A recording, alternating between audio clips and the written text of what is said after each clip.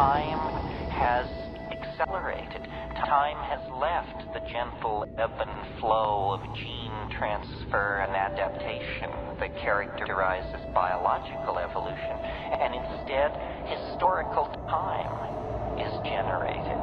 No one of us, I think, can imagine that history could go on for another 1,000 years. I mean, what would it look like? At the current rate of population growth, spread of epidemic disease, rate of invention, connectivity, depletion of resources, the atmosphere, it is impossible to conceive of another 1,000 years of human history. Well, I believe that we are in the most interesting time in human history. And other times thought they were it. They're wrong. This is it. You know, what we do in the next 5, 10, 20, 30, 40 years will make the difference between whether we grow as a planetary civilization or whether we just are at the end of it.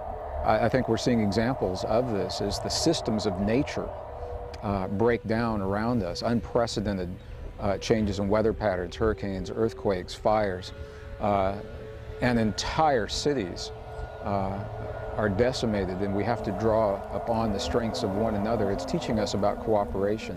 And it's about a cooperation that transcends heritage and bloodlines and borders, income levels, religion, the color of our skin. We are in the very middle of the cycle of the prophecies. We're in the very middle of war, and there's increasing war in the coming years.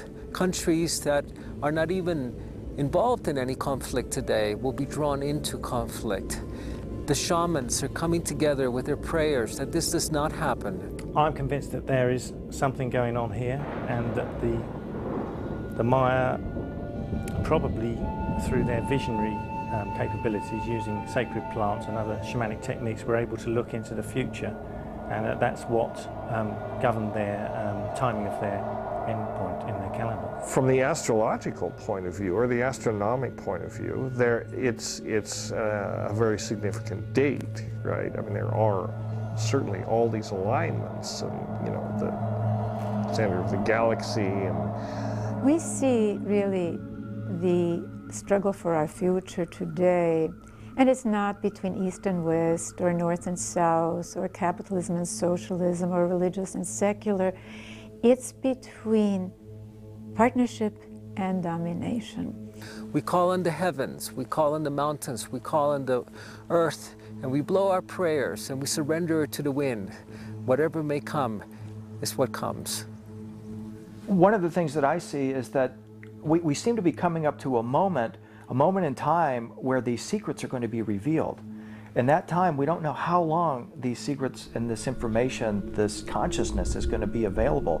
My sense is it could be a very short period of time. So this is all going to come up, so people are going to lock onto it, and then it's going to fade away. There will, however, also be continuing the human spirit purified by this event. And I assure you, it's not our fault, it's nobody's fault. It is simply the way nature is.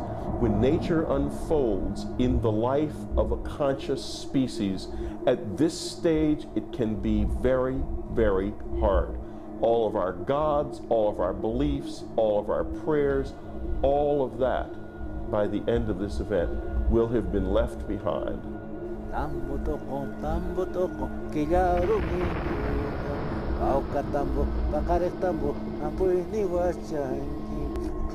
I do believe powerfully in the potential of who we are, of humankind, of our species, of our truest nature, which I believe is a peaceful and benevolent nature.